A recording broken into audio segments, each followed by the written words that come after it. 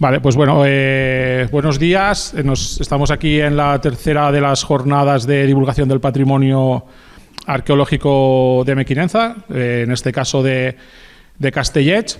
Y bueno, hoy tenemos aquí un equipo multidisciplinar que se irán presentando ellos mismos mientras vayan haciendo la conferencia, pero bueno, a grandes rasgos tenemos a Juanma y a Pilar de la empresa Artesa, que son la empresa de restauradores que hizo el proyecto y presentó el proyecto en la Diputación General de Aragón, el proyecto de restauración de la Torre Ibérica de Castellet. Jesús, que es el que realmente hizo todo el trabajo en piedra seca y bioconstrucción, y también tenemos aquí hoy a Miguel, que como representante de los arqueólogos de Mequinenza, que fue también el primer contacto que tuvo con Pilar y el que estuvo asesorando también en la parte arqueológica a Artesa y a ISEA. Estas acciones que hemos empezado este año 2025 con el tema del patrimonio en Castellet forman parte solo del inicio. Sí que es cierto que ya en el 2015, en el 2017, ya la sociedad mequinenzana, sobre todo la parte de la sociedad cultural, ya estuvo hablando con el ayuntamiento para que se iniciaran los trámites del yacimiento de Castellet como un bien de interés cultural, pero no ha sido hasta este año 2025 cuando el ayuntamiento ha dado ya el paso definitivo y el paso más firme, después de 2 años con el proyecto de declaración de Vic en un cajón en el Gobierno de Aragón. Tuvimos ya una reunión con el Departamento de Patrimonio del Gobierno de Aragón, donde la directora general se comprometió a que Castellet fuera un Vic. Están trabajando, como pasa siempre. El arqueólogo que empezó este proyecto conocía Castellet porque estuvo excavando, la directora general conoce Castellet, pero bueno, lamentablemente se ha jubilado el arqueólogo que lleva estos trámites, con lo cual otro parón más, pero bueno, seguimos trabajando para que en breve Castellet sea declarado Vic, sea el segundo Vic que tengamos en Mequinenza, junto con el castillo, y bueno, a partir de aquí ya el Ayuntamiento de Mequinenza empezar a trabajar con un plan director para Castellet y para gran parte del patrimonio arqueológico y cultural de Mequinenza, donde ya no solo será el ayuntamiento el que tire del carro, sino que también tendremos que conveniar con administraciones, con universidades y bueno, tenemos que contar también con la ayuda de las asociaciones culturales de Mequinenza, para que todo este patrimonio que tenemos en Mequinenza, no solo aparte de estudiarlo, hay que difundirlo para que la gente lo conozca, se lo crea propio y lo cuide, lo podamos divulgar para que las futuras generaciones sigan conociendo los orígenes de Mequinenza. Nada más, solo hoy disculpar la presencia de Antonio, el alcalde de Mequinenza, que ha estado en todas las jornadas, pero hoy por un problema de agenda de última hora no ha podido asistir. Así que ya, nada más, os dejamos aquí con este equipo multidisciplinar que ellos mismos se irán presentando. Muchas gracias.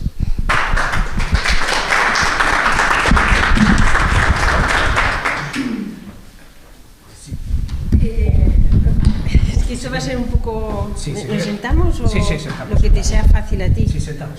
Vale, pues entonces sentaos. Miguel. Ya, lo que pasa es que no vemos el ordenador. Y no vemos el ordenador. Y no me levanto, ¿eh? Ah, sí. Vale. Bueno, Darío ya un poco lo que yo iba a contaros, esto yo no lo considero una conferencia, yo lo considero más bien una charla. Entonces, que sea un poco charla, luego coloquio, y un poco Darío dijo, ¿vendréis a contarnos lo que habéis hecho? Y nosotros, claro, por supuesto. Una de las patas de esto también es la difusión, ¿no? Entonces, pues nosotros encantados de venir otra vez y contaros todo lo que hemos hecho. Entonces, dar las gracias al ayuntamiento, sobre todo, por haber contado con nosotros y darnos la confianza para poder hacer esto. No sé si éramos los únicos que nos atrevimos o había mucha gente, pero fue un reto verlo y lo vimos y dijimos, pues hay que hacerlo.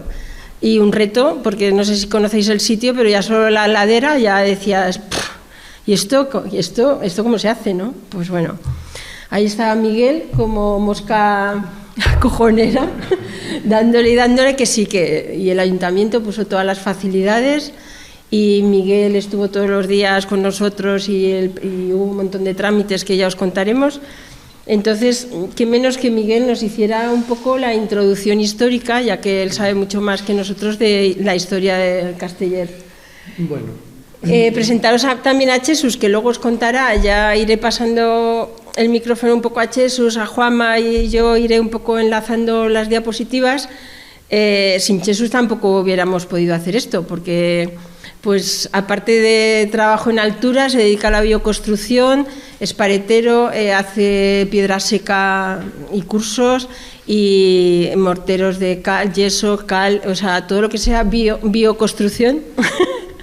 Entonces, aparte de haber trabajado en trabajos de altura, entonces era la persona perfecta, porque nosotros somos restauradores, pero de obras de arte, y se exigía que que fuera una empresa de restauración, pero claro, sin él hubiera sido imposible. Y él no lo hubiera podido hacer si no hay restauradores, con lo cual... Entonces, nada, pues paso a Miguel, que nos introduce un poco la parte histórica. Hola, buenos días. Bueno, yo cuando ya se han hecho 2 charlas de los Castellets, José Ignacio y Marina Bretos, entonces cuando me plantearon de hacer la introducción, yo pensé, volver a hablar de lo que ya han hablado, y además estupendamente, tuve la suerte de estar en la charla de José Ignacio, la verdad que me parecía, entonces dije, el torreón es un torreón que tenemos en los Castellets, es un torreón ibérico. Y reflexionando pensé, pues entonces vamos a hablar de lo que significó o lo que significa la cultura ibérica en la península ibérica, valga la redundancia. Porque, ¿qué conocemos del mundo ibérico? Aparte de que es una marca de jamones y que es una raza de cerdos muy buena, pues el mundo ibérico significó una forma de cultura diferente a lo que había en la península. Para hablar siempre de historia hay que centrarnos siempre en el espacio y en el tiempo. Entonces, la cultura ibérica, vamos a decirlo de esta manera, se inició en el siglo VI antes de Cristo.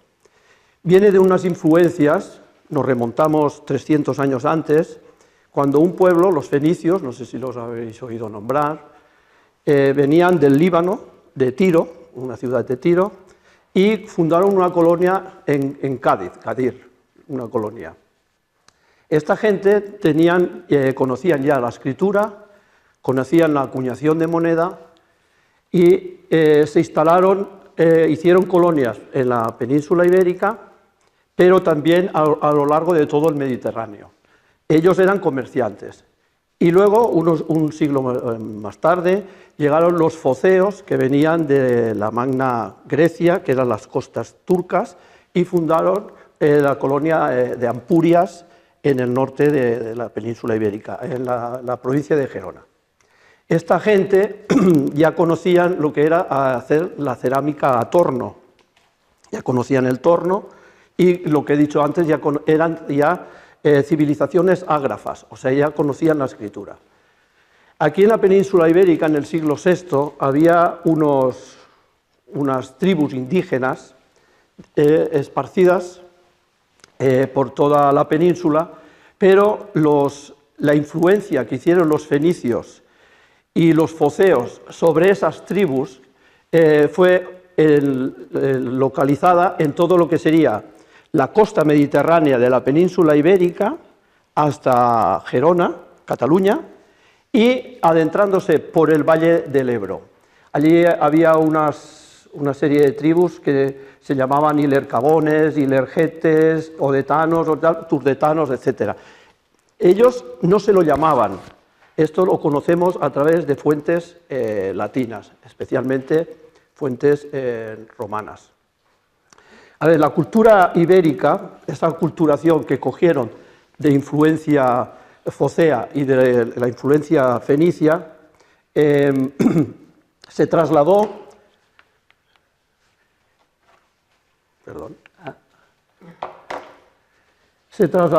en lo que fue la economía principalmente, que era la agricultura y la ganadería. Ellos cultivaban la vid, los higos y sobre todo cultivaban los cereales, trigo y cebada. Conocemos de los íberos que también fabricaban cerveza, muy importante. Pero ¿por qué se llama íberos? Íberos es una acuñación de Iberus, que significa en río, ahí viene la palabra Ebro, pero no es, ellos no se lo llamaban íberos.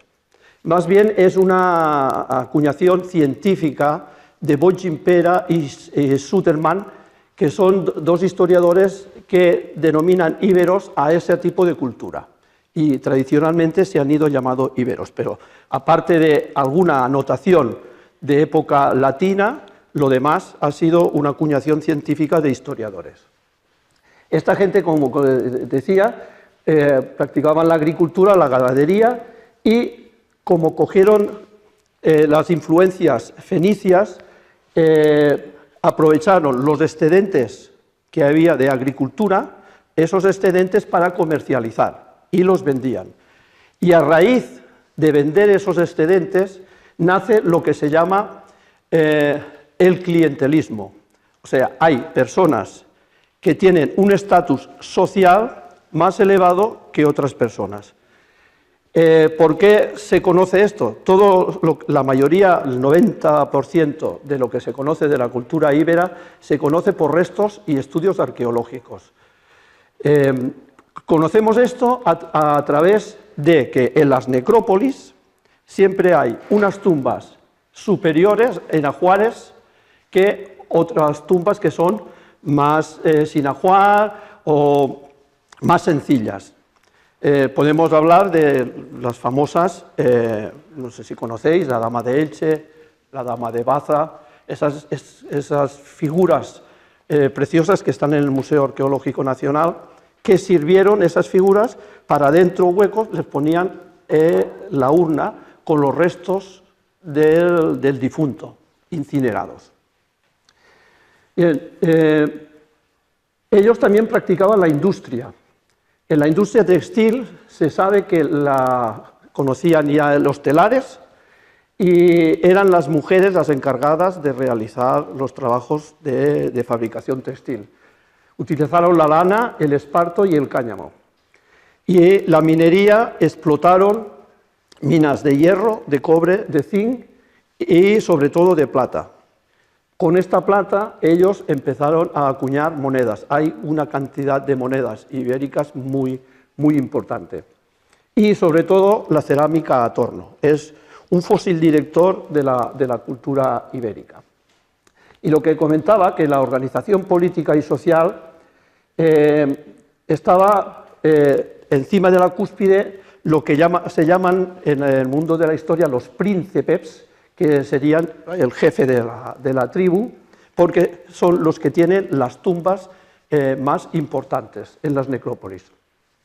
Hay varios tipos de necrópolis, hay los monumentales con ricos ajuares, hay estelas de gente rica, estelas, son muy famosas las estelas ibéricas, aquí en Mequillenza se ha encontrado alguna, y luego están pues la gente más llana, que solían las sepulturas sencillas. Esta gente normalmente vivía en poblados, los castellets es un ejemplo, que se llamaban ópidas, vivían en alturas y había una muralla que cerraba el poblado y luego había siempre una torre de vigilancia. Estaban protegidos con sistemas amurallados muy amplios, que además se cree que no solo servían de protección, sino servían también de prestigio. Hoy en día se está hablando de que un poblado con unas murallas muy importantes le daba prestigio al poblado. Por ejemplo, tenemos aquí en los Vilars de Arbeca, no sé si habéis estado, es espectacular, si alguno tiene la suerte de ir, ver el poblado ibérico de los Vilars.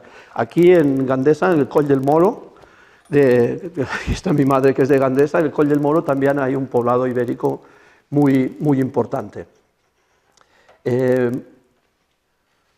Me dejaba. Tuvieron mucha importancia el armamento ibérico, no sé si conocéis la falcata, tuvo mucha importancia que luego llegó al mundo romano, esas armas que fueron para lucha y defensa. Fueron muy importantes por la extracción de hierro.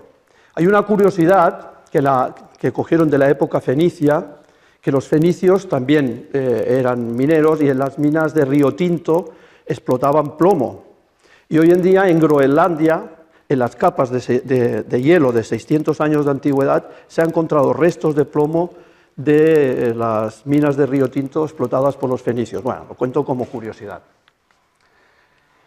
Y ahora ya, porque no me quiero extender más, dentro de esta introducción, vamos a hablar de lo que es el poblado de los Castellets y los interrogantes que plantea este poblado.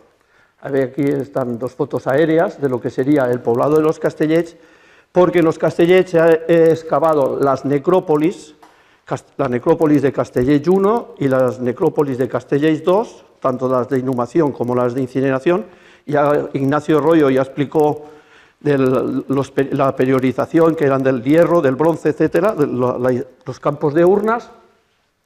Pero en los Castellets tenemos una torre que está fechada en el siglo V antes de Cristo y plantea la primera incógnita. ¿Dónde está la necrópolis? Si es un torreón ibérico, tenía hábitat, tiene que haber una necrópolis por fuerza. No se ha encontrado la necrópolis de los Castellets. Quizá ha desaparecido o quizá no se haya encontrado. Pero que tenía que haber una necrópolis, seguro. Y la segunda incógnita que me plantea es la escasez de cerámica a torno. Se ha encontrado cerámica a torno en el barranco, lo que llamamos la escombrera de los Castellets, pero a flor de lo que es el poblado no se ha encontrado nada de cerámica a torno. Aquí sí que plantea una explicación lógica. Como el poblado se abandonó en el siglo I, cuando llega Roma a la península ibérica, todos estos poblados desaparecen y llega la romanización. Cuando uno hace las maletas y se cambia de casa, lo pone todo en la maleta y te lo llevas todo. Y es lo más lógico. Para los arqueólogos, lo bueno es lo que pasó en Pompeya, pese a la desgracia, ¿no? Que no pudieron, se quedaron allí con lo puesto, ¿no?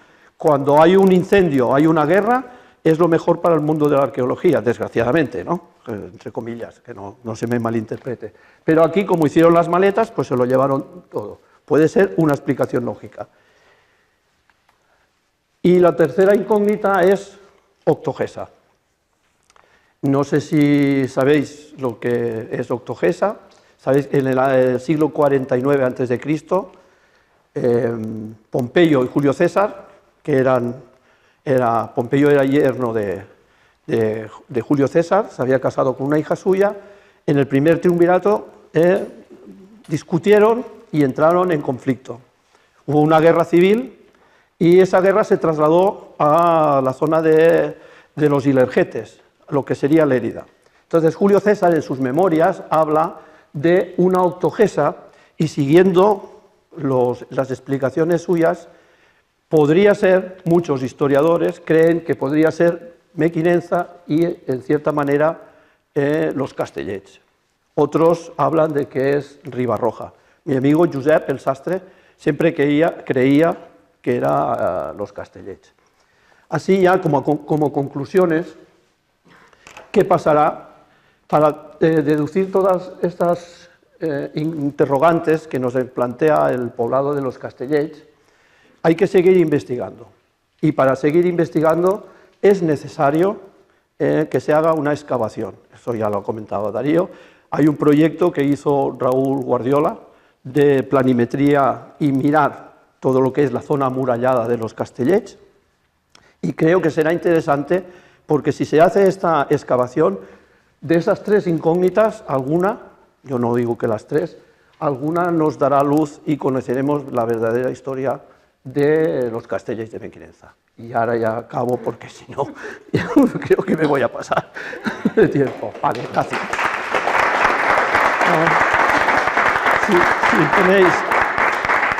Si tenéis alguna duda, cuando acabe la conferencia lo hablamos, ¿vale? Ahora. Vale, pues entonces, a ver, si se me oye. Si se me oye, seguimos, ¿no? Bueno, esta diapositiva es un poco lo mismo que ha contado Miguel, de la situación y el enclave donde estaría la torre. Y bueno, nosotros cuando llegamos aquí nos supuso un problema porque tampoco había nada escrito, ¿no? Un poco lo que había dicho Rollo de la fecha un poco que podría ser la torre, pero no había nada, no hay nada escrito sobre como está todo por excavar, no hay nada que pudiéramos decir históricamente, ni solo situarla y dónde estaba y el enclave que estaba, ¿no?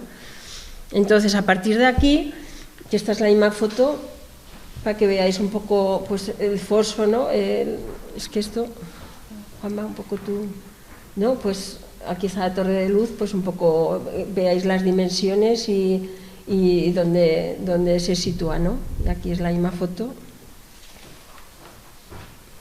Bueno, y aquí empezamos con el meollo de la cuestión, ¿no? ¿Por qué restauradores y no cualquier otra persona puede hacer una intervención como esta, ¿no? Entonces, para que os hagáis una idea un poco, pues los yacimientos arqueológicos están protegidos, sobre todo por dos leyes importantes. Una es la del 85, que es una ley nacional, y la otra, la que más nos atañe a nosotros ahora, es una ley de patrimonio aragonés de 1999, que esta ley lo que establece principalmente es que tenemos el derecho y el deber, sobre todo, de la protección, la conservación, la investigación y la difusión de lo que es el patrimonio arqueológico. En cualquier patrimonio, pero el arqueológico, entonces todos los yacimientos están protegidos. Entonces, al estar protegidos, hay una serie de normas que hay que llevar a cabo, ¿no? Cualquiera no puede intervenir, cualquiera no puede hacer nada ni absolutamente nada sobre un bien que está protegido. Los bienes están protegidos, pueden ser inventariados, catalogados o bien de interés cultural. El bien de interés cultural es el máximo rango de un bien y es el al que tenemos que llegar, porque ahí ya sí que estamos hablando de la protección máxima del yacimiento arqueológico. Entonces, lo primero que tenemos que hacer los restauradores cuando nos plantean un trabajo así, la cosa es ardua porque hay que hacer un proyecto de conservación y restauración. Ese proyecto pasa por la Comisión de Patrimonio, pasa por el Gobierno de Aragón. Ahí están los expertos. La Comisión de Patrimonio la forman como 12 personas, arquitectos, restauradores, aparejadores, restauradores de museos. Demasiadas personas para decidir lo que haces y lo que no haces. El proyecto, como veis aquí, pues consta desde los objetivos a los que llevas, la metodología que vas a utilizar, los trabajos que vas a realizar, los materiales que vas a utilizar, la definición de los profesionales, no nos vale cualquiera. Todo esto conlleva el proyecto de restauración, que primero tiene que pasar por lo que os digo, por el Gobierno de Aragón, en este caso, por el arqueólogo que está, ya ha hablado Darío de él, y que por desgracia ahora se ha jubilado y ahora a ver, no sabemos quién pondrán, pero bueno, pues hay que seguir ahí. Entonces, nuestros criterios, además, a la hora de intervenir un bien como este, nos basamos en ciertas cartas internacionales del Instituto de Patrimonio Histórico Español, en criterios de intervención en materiales pétreos, y luego del ICRON, que es un centro internacional de estudios de conservación y restauración de bienes culturales, y es la conservación en excavaciones arqueológicas. Entonces, está todo muy pautado y muy definido para que no podamos hacer absolutamente nada que no esté ya un poco regido por... Y eso lo tenemos que saber. No se puede añadir nada nuevo, no podemos hacer falsos históricos, no puedes utilizar ningún material que no sea compatible con la obra, hay que estudiar los materiales de los que está compuesta la obra, y etc, etc, etc. O sea, que no llego yo aquí, Pilar y Juanma, que somos artesa, y nos ponemos allí en la torre a mover piedras. No se trata de eso, aunque haya parecido a la vista un trabajo fácil y sencillo, de poner piedrecitas allí y ya queda muy bonito, pero no se trata de eso, ¿no? Y luego, pues, personas expertas en saber colocar piedra. Entonces, un poco para que os hagáis la idea de lo, digamos, el principio de todo esto, porque la cosa no ha sido fácil desde el principio. Bueno, y lo primero que hacemos es estudiar la obra, y para que lo entendáis, es como cuando llegas al hospital de urgencias. Tú llegas y te pasan por una puerta, por el ¿cómo se dice? El triaje, ¿no?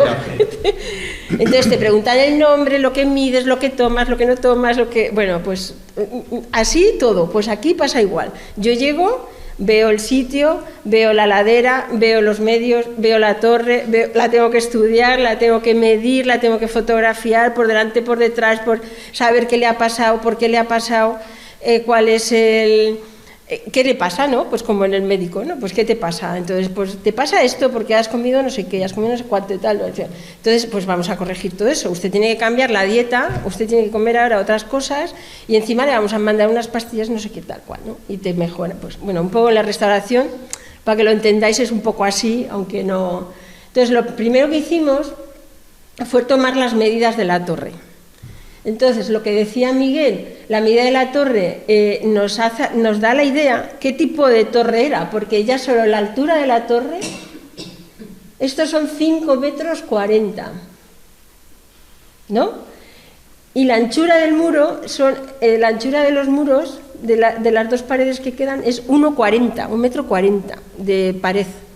O sea, imaginaros, y no sabemos ni cuál es el final, porque como toda la zona está sin excavar, ni sabemos cuál es el final por aquí ni el final por allí. Si termina aquí, si de aquí saldría otro piso más para arriba, cuánto de cimentación tiene, no sabemos nada, son todo incógnitas. Pero solo viendo que la altura ya son 5 metros solo lo que se ve, imaginaros qué tipo de torre. Con lo cual, ¿qué hay allí? Pues sería maravilloso saber lo que hay allí, porque ya solo con esas dimensiones era una pedazo torre de vigilancia o de defensiva o de lo que fuera, ¿no? Pero viendo el yacimiento este de Lérida, que fuimos a ver, las torres no son así, ni mucho menos, y pedazo yacimiento, ¿no? Entonces dices, una torre así... Pues, es un yacimiento de prestigio. Sí, de prestigio bastante. Entonces, lo que se puede encontrar ahí, por eso lo que decía Darío, que es el principio de una bonita amistad. O sea, esto, pues...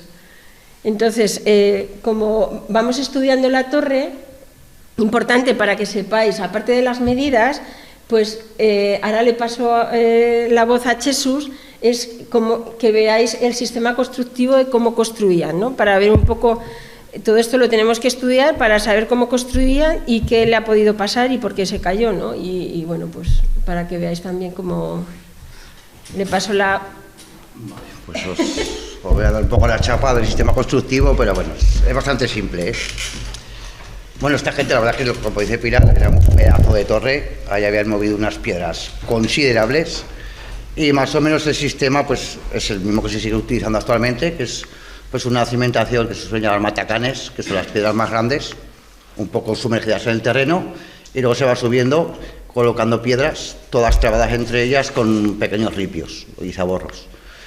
Luego, a cierta altura se coloca una llave, que es una piedra que va de lado del muro, que es lo que hace es coser las dos caras del muro.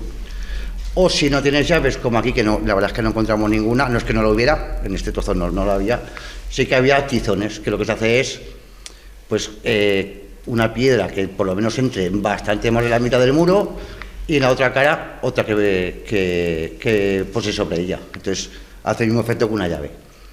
Y luego ya pues las de coronación, que suelen ser piedras tipo losa y con buen peso para que sujeten todo. Entonces nos dimos cuenta pues que más o menos estaba construido así. Sí que es verdad que aquí no era piedra seca como tal, sino que había cierto relleno, sobre todo era, pues entendemos que era barro con alguna fibra vegetal y a lo mejor cal, ¿no? Lo que sabemos es que es un mampuesto irregular, aparejo irregular, o sea, hay que diferenciar lo que es un aparejo de lo que serían sillares, o sea, no estaba labrada la piedra ni por un lado ni por otro, con lo cual aquí hay un dibujo. No, las hiladas no corresponden a hiladas perfectas ni... Pero estaban muy bien colocadas, ¿eh? De hecho, claro, una de las cosas que que no podíamos hacer era pues picar para meternos en el otro lado, y lo que había de obra original está muy bien consolidado. Eso sí que... Lo que veis azul es toda la parte de relleno, ¿vale? Que el relleno era una amalgama de piedras, barro, alguna fibra vegetal, y podemos pensar que a lo mejor usaron cal, no lo podemos saber, ¿no? Y bueno, pues eso, si tenéis alguna duda o algo del sistema constructivo... Desde el primer momento, yo quizás que soy, no lo sé, ¿qué es piedra seca? Cuando tú quedas experiencia en piedra seca... La piedra seca es el sistema constructivo que se utiliza la piedra. No hay ningún mortero, ni ningún... más que piedra sobre piedra y calzados unas con otras. A ver, hay un poco de discusión porque, claro, cuando es un relleno, como este caso, que era un relleno de barro, ¿se puede considerar piedra seca? En realidad sí, desde mi punto de vista, porque la piedra se sujeta con piedra. El relleno lo que hace es tapar huecos y consolidar un poco, pero la piedra no descansa sobre el barro y luego coloco barro y luego piedra encima. No, la piedra va siempre piedra sobre piedra, que es algo que se debería de hacer siempre. Incluso hoy en día, cuando se hacen morteros de barro, o sea, de cemento, perdón, cuando alguien construye utilizando el cemento como el soporte para la piedra, es un error. Va a haber patología seguro. Eso es la piedra. Lo que seca. teníamos claro es que no había juntas, o sea, como hemos visto en otros sitios que hacen un sin castillo, ponen todas las piedras y retacan todas las juntas para que se vea todo cerrado y todo bonito. Eso no, así no era la construcción. La construcción era piedra sobre piedra, y lo que dice Jesús, con las mismas piedras iban haciendo llaves, iban introduciendo tal, ajustándolas para que no cayeran, y luego sí que detrás, que ahora veremos las fotos, estaba todo el relleno de barro y argamasa y piedras pequeñas, y era lo que hacía que las dos paredes se hicieran un todo. Estamos hablando de 1,40 de ancho. Es un pedazo de muro, ¿eh? ¿El zaborro qué es? El zaborro es piedra de relleno. El ripio, normalmente llamamos ripio o falca, a la que nos sirve para calzar una piedra y que no se mueva. Cuando colocamos piedra tenemos que tener muy claro que la piedra que colocamos no se tiene que mover nada, porque luego encima va a llevar muchísimo peso. Si esa piedra está colocada un poco en falso, a lo mejor sí nos va a sujetar el muro momentáneamente, pero con el tiempo va a fallar por ahí. Y el zaborro es más pues un pedrusco irregular que no se ve muy bien, pues lo metes ahí encajado, porque al final toda piedra hace muro. Entonces es un poco por diferenciar, ¿no? Cuando estamos trabajando de pásame ripio, pues ya sabes que el ripio es para calzar una piedra, el zaborro es como para lleno. Yo creo que en la siguiente diapositiva se ve... Sí, ¿verdad? Se ve, bueno, aquí es el tema de los morteros. El tema de los morteros, que en este caso sí que lo había. ¿Quieres dar tú la explicación? No, dale. Pues en este caso era un mortero de barro con fibras y amalgama de piedras. ¿Veis el mortero aquí? Todo eso es... Es una argamasa pero veis que hay todo tipo de piedritas, de yesos, de todo lo que encontraban en el terreno, y barro. Y como encima es una zona muy arcillosa, pues él mismo se hacía... Y estaba muy cohesionado. Bueno, un mortero, podemos explicar, pues eso es agua, áridos, que puede ser de mucho tipo, sídeos, calíceos. En este caso, pues era la misma roca de la zona, pues más bien caliza. Y a veces los aditivaban. Aditivos puede haber de mucho tipo y podía ser desde leche, orina, excremento de animales, que lo que hace es mejorar la consistencia de la masa o dar más plasticidad o más resistencia. Y luego pues adiciones que pueden ser sustancias minerales o fibras también, paja, madera, pelos, todo lo que hace que todo esté mucho más trabado, como las adobas, ¿no? Que llevan la paja para que la adoba no se rompa. Y ahora utilizamos un montón de sustancias químicas pues para acelerar el proceso de fraguado, para que tire antes, después, no sé qué. Ahora utilizamos todo tipo de potingues químicos. Antiguamente, estamos hablando de estas fechas que todo era natural y el mortero estaba compacto, estaba muy bien elaborado. Muy bien elaborado y era de la zona, ¿no? Y después ya, pues lo que tuvieran, pues orina. Pues de orina, no sé, a lo mejor cuando lava, por ejemplo, pues ahora tenemos anticongelantes de muchas marcas, muchos tipos, pues antiguamente usaban miel o azúcar y funciona, funciona muy bien.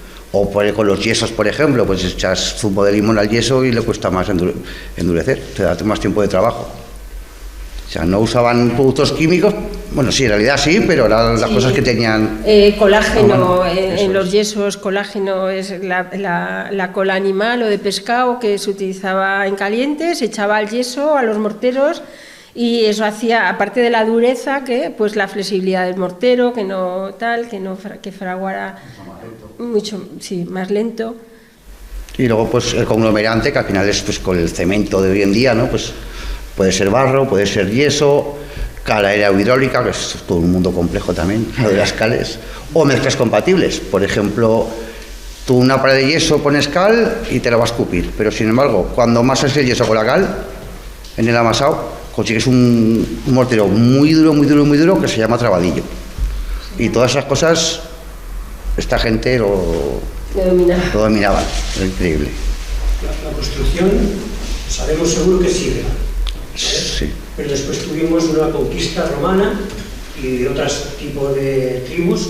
¿Pudieron en algún momento acceder a la torre en alguna zona? ¿Vosotros habéis delimitado que haya dos sistemas de construcción diferentes? No. O sea, toda la torre ya fue construida por los íberos. Nada, solo hemos visto que alguien pisó, pero fuimos hace poco. O sea, quiero decir... Eso, a eso me refiero. Como intervención humana, o sea, es que era todo continuo. El mortero era todo el mismo, o sea, todo el conglomerante de allí era el mismo, no había diferentes fases. En Roma hace que todos los poblados íberos que están en colinas los hace bajar abajo por una cosa obvia, porque en las colinas se podían defender y en la parte de abajo es más fácil que no se defendieran. Y era una norma de Roma. De hecho, cuando algún pueblo se rebotaba, pues tenemos el caso de Numancia, ¿no? Que nos hicieron caso y ya sabemos lo que pasó. Bueno, en el Torreón de aquí de los Castellers ocurrió lo mismo. No hay restos de otro tipo de asentamiento, ni islámico, nada. O sea, todo es íbero. No hay ningún escrito que lo... Bueno, no, ahora os comento, ahora os comento un poco. ¿Pasó la diapositiva de atrás? ¿De la otra? No, había otra antes, ¿parece? No. Sí, entonces nada, me he equivocado yo. Está, bueno. ¿Terminaste, Jesús? Sí, ¿alguna duda? Si no, luego... Bueno, es que luego iba a hablar de lo que tú comentabas. Menos mal que teníamos esta foto del 2014, que al menos nos sirvió de referencia, porque teniendo esta foto, pues podíamos ver pues cómo era la construcción, cómo estaban los... Cómo estaba el mampuesto, todas las piedras, cómo estaban unidas, cómo... Del 14 al 25, pues la degradación que sufrió, pues... Y aquí podéis ver... ¿no? Lo que decía Jesús, ¿no? Cómo iban a trabar las piedras, aquí decía... No llegar a la seguridad.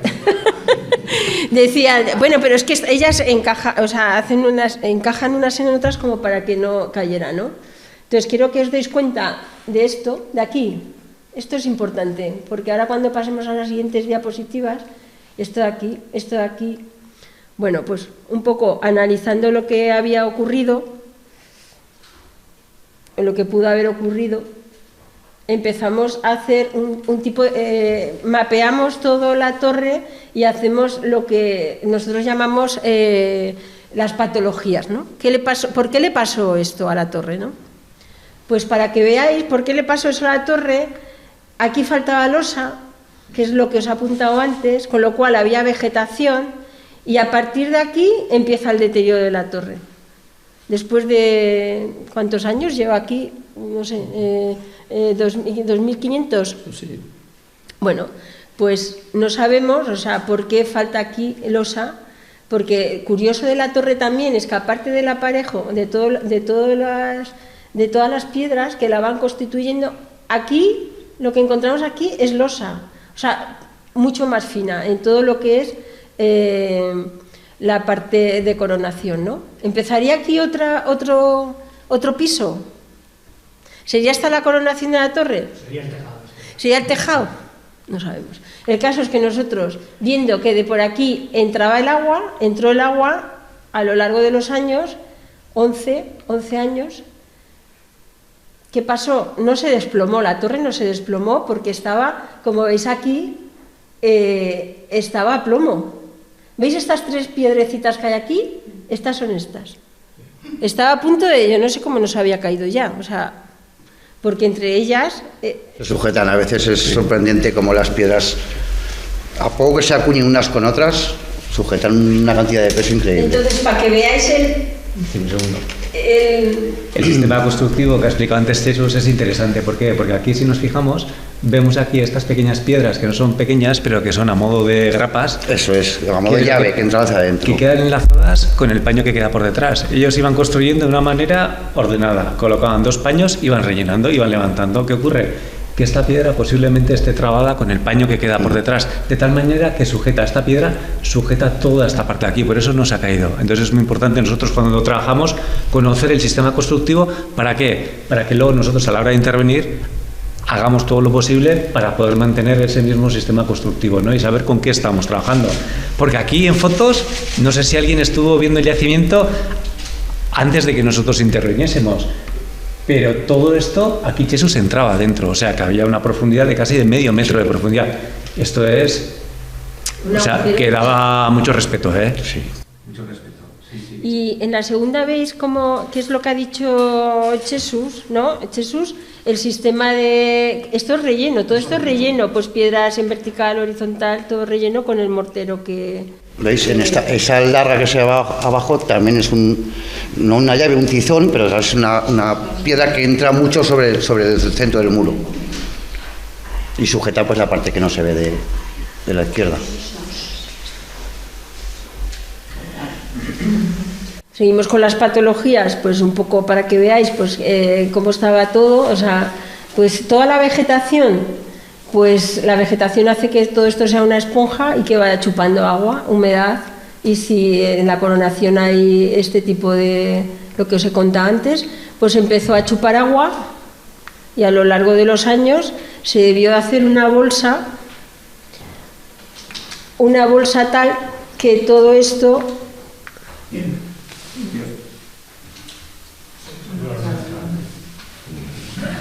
se fue.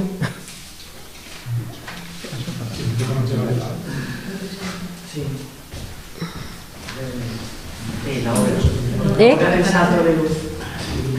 para hacer la reconstrucción, el material que habéis utilizado, la piedra, Eso es la que habéis ido recogiendo. Es la misma que había en la zona. La misma que había. De hecho, muchas las podíamos identificar y ver las fotografías y decir, bueno, más o menos las vamos a colocar, si no igual, porque es muy difícil, a la misma altura o en un sitio muy parecido para...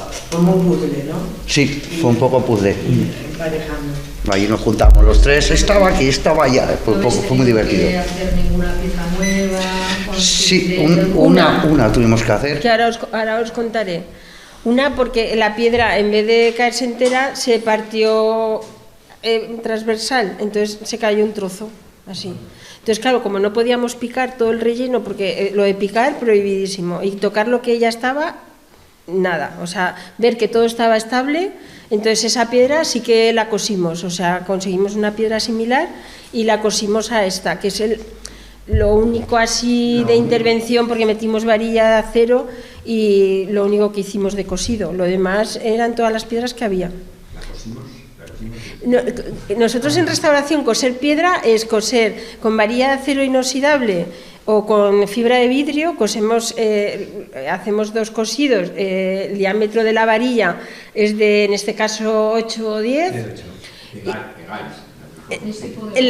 hacemos 2 agujeros, así, metemos la varilla con epoxi, pero hace que eso no se va a caer y además como las metes así transversales, no cederá, no se caerá. Eso es el cosido en piedra. Lo veremos, hay una diapositiva en la que aparece Jesús, que está con el taladro.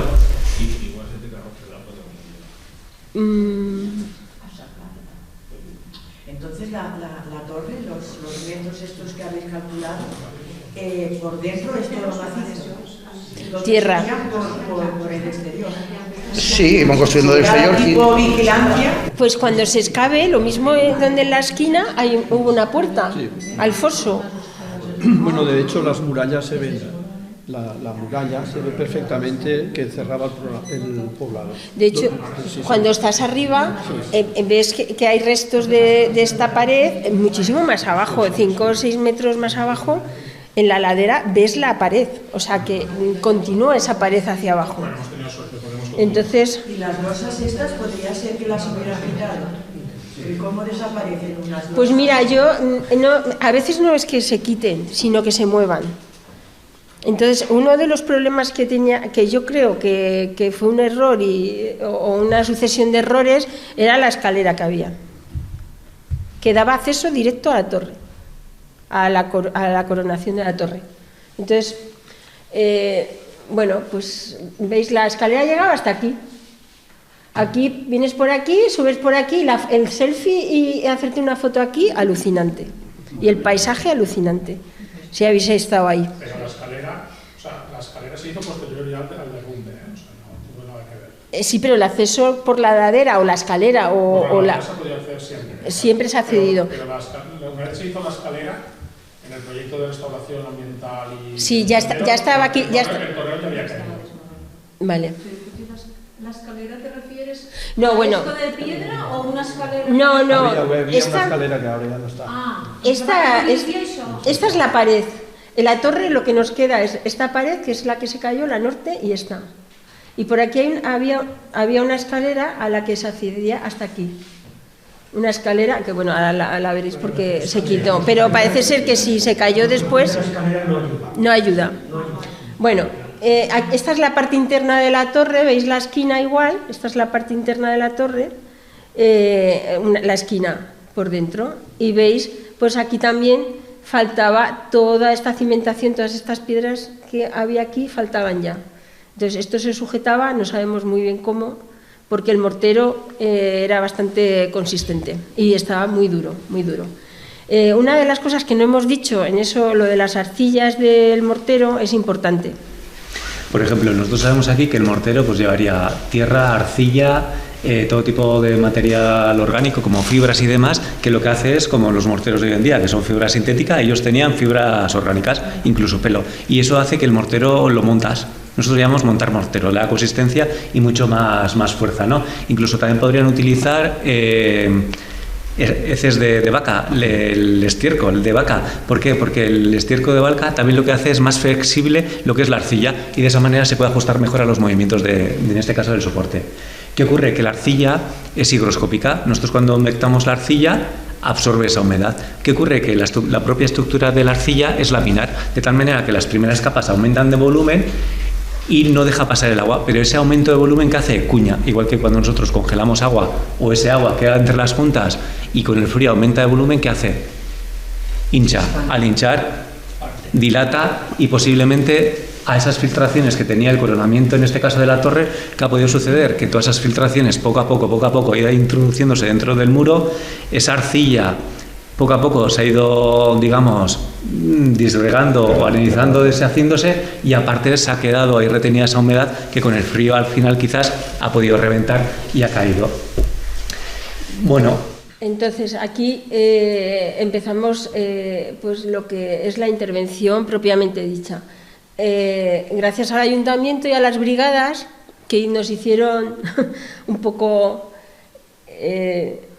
los primeros trabajos fueron recoger todas las piedras que había al pie de todas las piedras que había por aquí caídas en la muralla, de la muralla, entonces, o de la torre, y se recopilaron a pie de obra, se colocaron todas a pie de obra. Yo, sinceramente, no sabía las que eran y las que no eran. Jesús las vio claramente, las que eran de la torre y las que no eran. Había otras que sí que tenían mortero, este mortero que vemos arcilloso, tenían las piedras mortero, con lo cual sabíamos que eran de la propia torre. Entonces se desbrozó toda la zona porque el primer día que lo vimos dijimos aquí, esto era como que te caías al vacío, pero bueno, una vez que se desbrozó y se colocaron todas las piedras, pues ya empezamos a ver la luz. Se apuntaló todas las dos esquinas que estaban mejor consolidadas, pues, para cuando empezáramos a trabajar toda esta zona, pues tuvieran peligro de derrumbe, pero que no fue así. Entonces apuntaló esta zona y esta. Y a partir de aquí empezamos a ver pues que aquí faltaba piedra en la parte de la cimentación. Entonces, lo primero que empezamos a hacer fue colocar toda la cimentación. Consolidar abajo, porque muchas, más que faltar, algunas eran que se habrían disgregado simplemente, claro, que son 2000 años. Pues allá la intemperie y la humedad hace que algunas piedras se vayan erosionando. Otra cosa importante que hicimos, que parece una chorrada, pero toda la tierra para hacer el mortero la cogimos de aquí. ¿Por qué? Porque es una zona que está sin excavar y como está sin excavar está protegida y no se puede coger todo el árido de donde a nosotros nos dé la gana y empezar a sacar allí árido y sin saber. Y a mí lo que me daba miedo que hombre, si hubiera los arqueólogos dirán, joder, pues podía haber aparecido algo, ¿no? Hubiera sido genial, ¿no? Pues para mí no, porque si aparece algo es que estoy excavando más abajo de donde debo, que tengo que llamar a Lérida, ¿no? Tengo que llamar a Zaragoza, tienen que venir, tienen que catalogarlo, tienen que fotografiarlo, tienen que tal, y yo mientras me voy a casa y bueno, pues no apareció nada. Aparecieron 2 botellas de Freixenet y algún metal pues están, ¿eh? Oye, una cosa, ¿cómo supiste qué piedras eran las originales de muchas, pues como teníamos la foto de lo que había, pues muchas, claro, cuando construyes con piedra, para mí todas las piedras son preciosas, ¿no? Yo veo una y digo, ostras, pues qué cara más bonita tiene, y muchas ya la había visto la foto, o parecidas, entonces más o menos sabes. Si veis aquí, teníamos aquí colgado en el andamio, teníamos la foto del 2014 y veíamos las piedras que eran, ¿no? Entonces, pues casi te puedo decir que el 90% que colocamos, ¿no? Que se colocaron eran de ahí, por la forma, el color, porque llevaban mortero, porque te ibas fijando y aquí un poco puedo ir contando Jesús. Esto es un poco el proceso de cómo fuimos colocando todas las piedras. Como veis, él entraba en la parte que iba consolidando. Esas que tengo encima de la cabeza son esas que se ven en la foto que están en el aire. Y fue como un poco reto personal de los tres, decir, tenemos que llegar a dejar que no se caigan. Y no se cayeron. Los dejamos en el mismo sitio. Entonces hay aquí una foto chula que veis, esta es la pared, pero todo esto de aquí, todo es el relleno, ¿no? Que iba metiendo el zahorro, ¿no? Todo el mortero, los zahorros y mortero, ¿sabes? Que íbamos metiendo mortero. Luego la propia torre nos iba pidiendo las horas de trabajo, porque hacías 3 hiladas, metías mortero y preferíamos volver al día siguiente para que no hubiera mucha humedad, que no meter mucho peso, mucha humedad, sino que ella misma fuera secando. Que fraguara un poco para que estuviera sólido y poder seguir, porque al final es mucha altura. Veis, pues los capazos, hicimos las pruebas de mortero y era similar de color, de textura, de todo al que tenía original, y utilizamos, sin más, utilizamos uno de cal hidráulica por darle un pelín más de consistencia y 6 de la tierra de allí, con zahorro, trozos más grandes, más pequeños, paja, pues lo que hubiera en el terreno, ¿no? Y esta diapositiva es la parte de dentro de la torre que tocaste fondo, ¿no? Sí. Ahí tuvimos que bajar hasta, claro, muchas veces ahí faltaba la parte de abajo, entonces tienes que excavar un poco, pues bueno, bajar un poco hasta que encuentres algo sólido, porque si ponemos las piedras encima de la tierra, va a llover, se va a mover y aquello, se van a mover todas las piedras. Bueno, y no os voy a contar nada de cómo se puede colocar un andamio en un sitio como este. Pero no se movía. ¿Perdón? Sí. Sí, y con mortero también. Aquí ya cuando pusimos el andamio, evidentemente había que estar atado y sujeto, y como Jesús, además de muchas otras cosas, ha trabajado en trabajos de altura, pues ya se sabía, estabas escalando aquí con todo tipo de... y ya estábamos llegando arriba del todo, ¿no? Este es el cosido que os decíamos de este sillar que había, que tuvimos que coserle con varilla de acero, de 8 o 10 que metimos y de unos 20 centímetros, y con resina eposídica de 2 componentes. En origen esa piedra estaba así ya. Lo que pasa es que, claro, estéticamente, en conjunto comunidad, lo que era la torre, pues cantaba bastante. Entonces decidimos hacer, fue la única intervención que hicimos nosotros de añadir algo, ¿no? Como tal. Entonces hizo un cosido, metemos varilla de roscado con epoxi, con resina eposídica, se hacen 2 agujeros y colocamos una piedra más o menos similar a esa forma que tenía esa piedra y la colocamos a modo de revés, bueno, como de losa, ¿no? Sí, losa. Pero fue algo estético, era porque no quedara ahí el agujero, ¿no? Pero como tampoco podíamos picar la que había, porque lo de picar nada, o sea, no podíamos quitarla, pues pusimos otra piedra. Y eso ya salió colocando losas también. Sí. De las losas de... Y aquí, y colocando las losas de arriba, que decías tú, todas las losas que... Pero las que había estaban muy bien fijadas y muy bien colocadas. Y donde no había, que era de donde creemos que había surgido el problema, donde no había, o se había movido, o faltaba, o no sabemos, pues sin más, colocar más losa y el mortero, rellenar con mortero muy bien todas las partes que pueden estar expuestas a la lluvia, a las heladas, para que no vuelva a ocurrir. Estamos seguros que no va a volver a ocurrir. ¿Te faltó clavar la bandera? Pues lo pensamos, pero no sabíamos cuál poner, si la aragonesa, la catalana, ¿cuál? La de Mequinenza. Pero hubiera tenido que ponerla de su pueblo. Pero él es de Gallur, de Zaragoza, la de Zaragoza. Ah, bueno, claro que sois de Zaragoza, es verdad. Bueno, pues esta es una foto, son fotos panorámicas de la intervención, pues para que veáis un poco pues dónde estábamos, y el sitio alucinante, y nos hizo muy buen tiempo, por lo menos sol y tal, y bueno, pues teníamos aquí todo el material y bueno. Sí. Mira, y luego ahí se ve todo lo que es la muralla, sí. Se ve muy bien, sí. Eso es. Y lo que explicaba antes Miguel, ¿no? Cómo estaba... Pues ese Oppidum que estaba fortificado, que tenía una muralla, se ve muy bien cómo continúa de este a oeste. Pues era excavar todo esto, sacar el foso y bueno, pues ver, ¿no? La torre, sí. Dónde llega, cómo llega, hasta dónde llega, aquí también se ve, ¿no? Y luego se ve pues todo el paseo que teníamos nosotros, que dejábamos los coches... ¿Aquí? No, aquí más a la izquierda.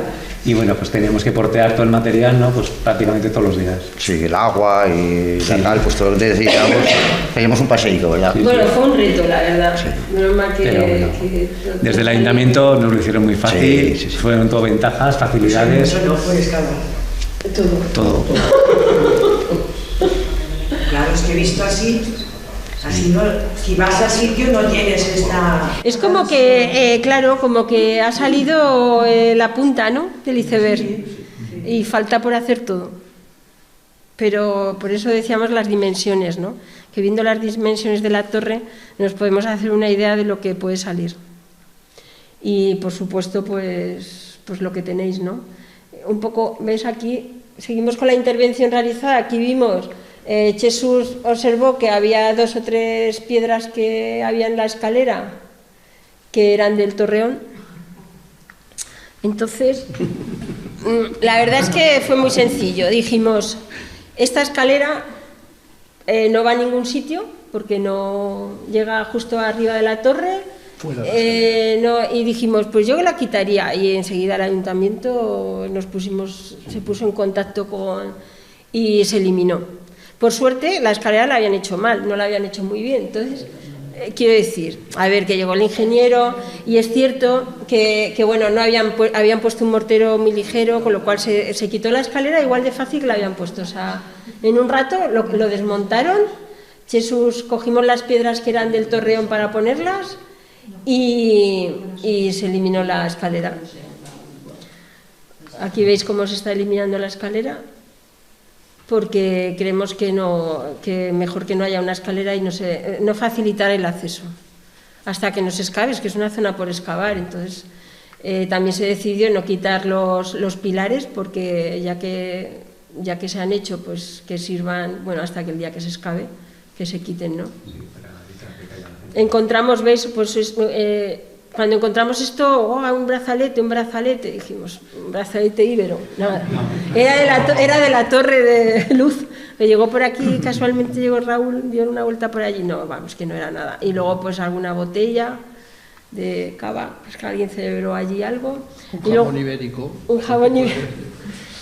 Y luego, bueno, pues a Chesu se le ocurrió la idea, pues ya que hemos quitado la escalera y que había un montón de losas, pues esto es piedra seca, la construcción. Recogimos todas las piedras que había de la escalera, la losa que habían puesto, que no era de la torre, y detrás todo el ripio, todas las piedras que había por allí, pues hicimos este banco, pues ya algún día y está enfrente de la torre, con lo cual tú llegas y es muy cómodo, y te sientas. ¿Habéis estado? Es muy cómodo, está estrenado ya. Vale, pues te sientas, ves la torre y tal, pero no hace falta subir hasta ella, ya la ves desde aquí, y el día que se excave toda esta zona, pues esto se desmonta, no lleva mortero ni lleva de nada, y todas estas piedras, pues cuando se excave, pues si hay alguna que pueda pertenecer al torreón o a la zona o tal. La verdad es que ha sido una actuación kilómetro cero, totalmente. O sea, todo ha sido de allí y todo lo hemos dejado allí y todo lo que se ha puesto ha sido de allí. Entonces también eso, el día que se excave, pues estaremos pues atentos a ver pues las piedras que pudieron quedar ahí. Todo esto decir que ha quedado en una memoria que se le ha entregado al Gobierno de Aragón y al Ayuntamiento, que así han sido los que han pagado. Entonces es público también, y entonces cualquiera que quiera tiene que quedar escrito. Es una de las normas que tenemos los restauradores, que tenemos que dejar todo escrito, todo fotografiado, todos los pasos que hemos dado, todos los materiales que hemos utilizado y todo que quede archivado. Aquí veis el proceso, nos hacía ilusión cada día ir viendo hasta dónde íbamos llegando, ¿no? Cómo íbamos subiendo, poco a poco, hasta llegar aquí. Alguien puede decir, ¿y por qué no la hicisteis la torre? ¿O por qué no, yo qué sé, o por qué no bajasteis más y visteis, no sé? Bueno, porque otra de las normas que nos dicen las cartas internacionales es que no podemos hacer un falso histórico, lo cual no podemos poner nada que no esté, ni que no sepamos que ha estado ahí. Entonces, meramente hemos estabilizado los restos y hemos consolidado lo que había. Y hasta ahí ha llegado nuestra intervención. No hemos echado ningún producto porque no ha hecho falta, no hay que consolidar, no hay que hidrofugar, no hay que... Cuantas más cosas metamos, más problemas, porque siempre todos los materiales que utilicemos tienen que ser compatibles con lo que ya hay. Entonces, meter algo, vamos a meter un hidrofugante químico para que cuando llueva no se moje. A ver, que ha estado aquí 2000 años, o sea, pues ese tipo de cosas parecen obvias, pero no, cuando vas por ahí y ves restauraciones, pues no son tan obvias. Que al final los restauradores a veces, entre comillas, que creemos que somos un poco artistas, ¿no? Y nos gusta, pues no, solo conservar lo que hay y una pregunta, ¿y la altura de lo que es la muralla, en relación a la torre?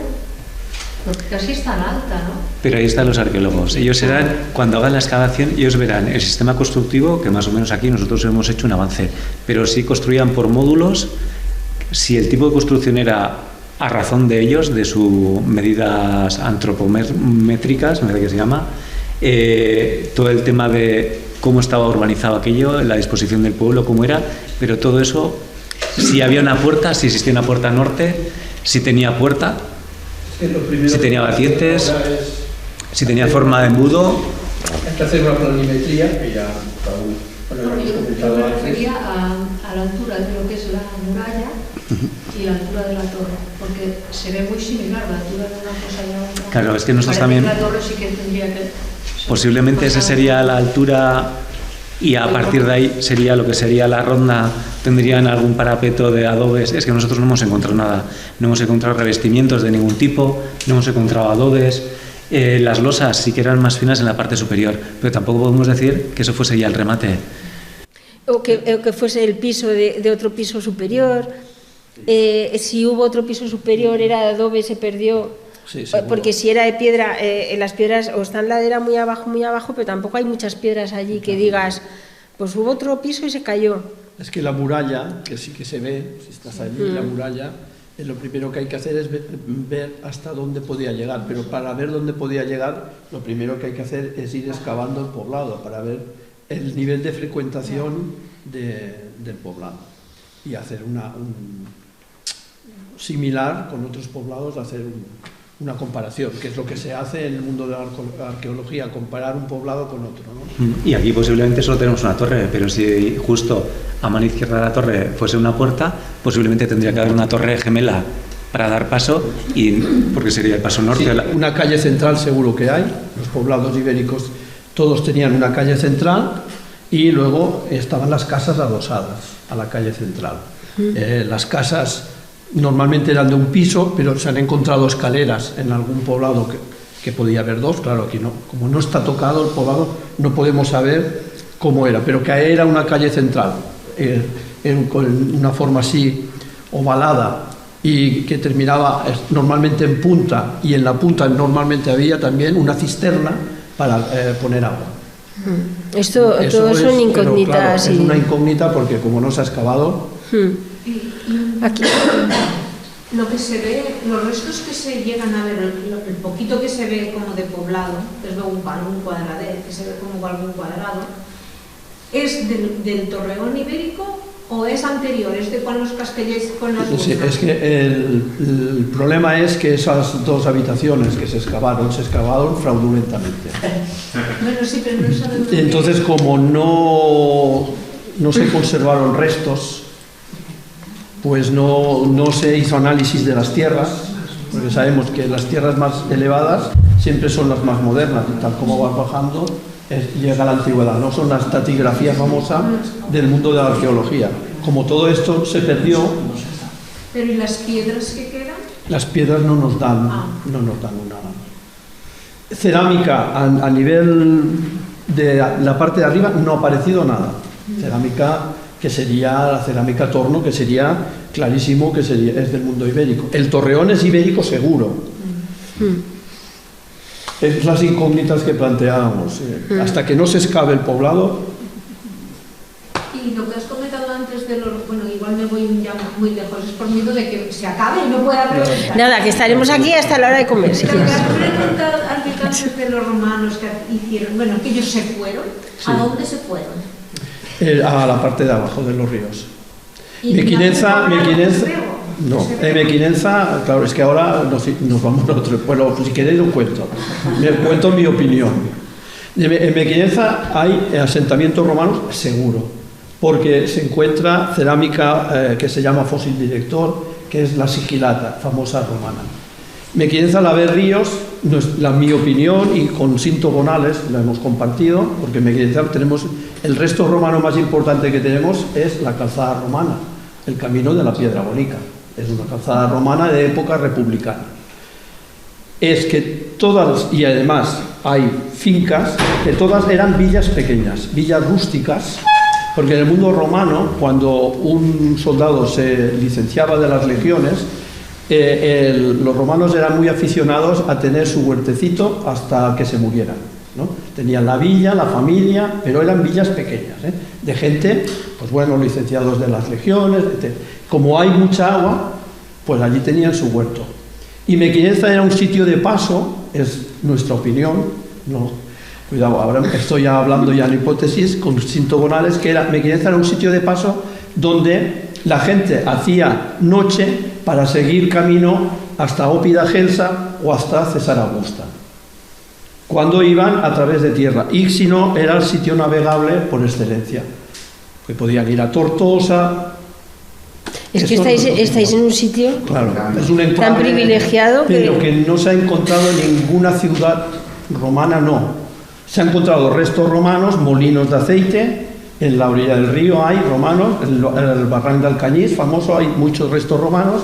En todo lo que es Campeche, la zona de abajo de Campeche, que es donde, pero una ópida o una ciudad grande no se ha encontrado.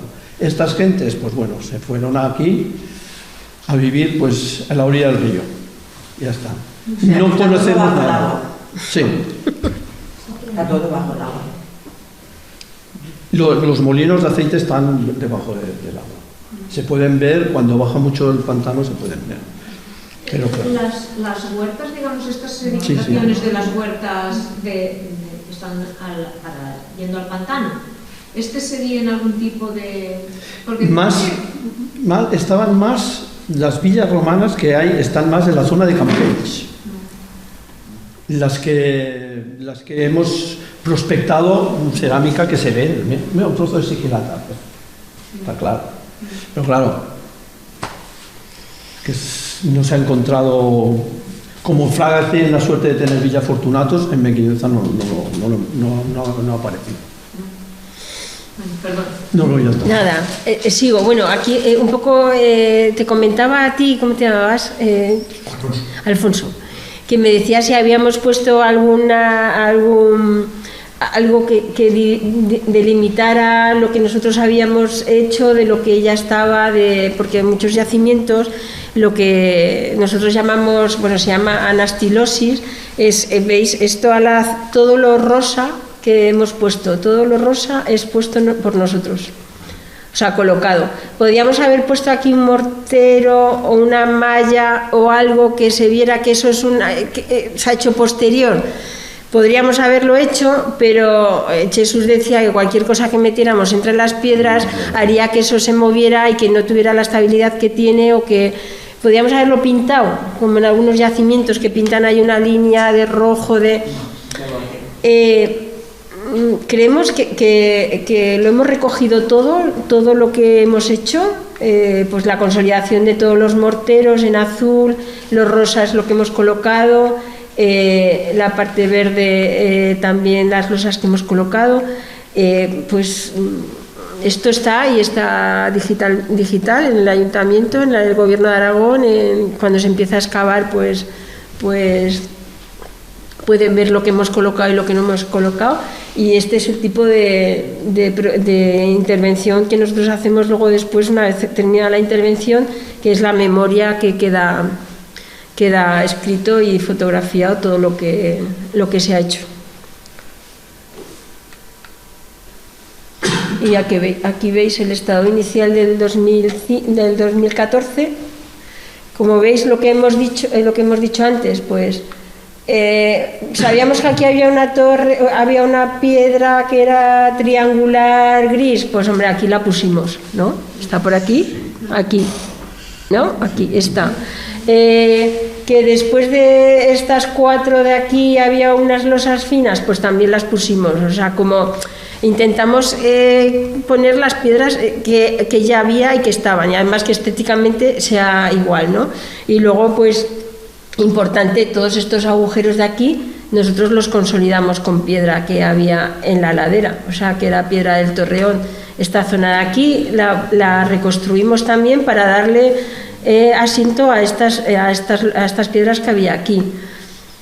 Y un poco, esta es la que cosimos, que se nos quedó un pelín más blanca, pero que con el tiempo estará igual, que es esta que veis aquí, porque veíamos que había un agujero aquí que nos quedaba, que podíamos haberlo dejado así, pero para que no entrara agua o quedara ahí como una especie de repisa para que, pues, y luego pues sin la escalera que habíamos dicho antes.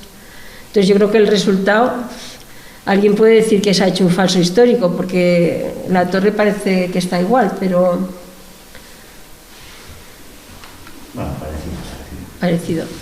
Bueno, y estas son fotos del estado inicial y del final, un poco todas las zonas que...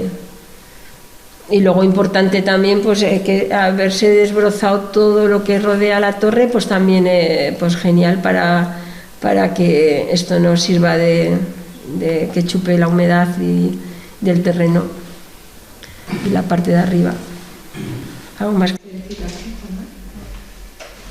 Nada, ver el estado inicial y final, comparativas, y que luego es un documento que queda, toda la intervención que nosotros hemos hecho, todo queda recogido, con lo cual siempre se va a saber lo que había, cómo estaba y todo lo que hemos hecho nosotros para que luego no haya ningún tipo de error. A la hora de delimitar esa anastilosis que nosotros hemos hecho, se podría haber hecho, pero hablándolo con Jesús, incluso en otros yacimientos suelen colocar una malla. Colocas una malla y ya divides la altura original o lo que era original de todo lo que se ha repuesto.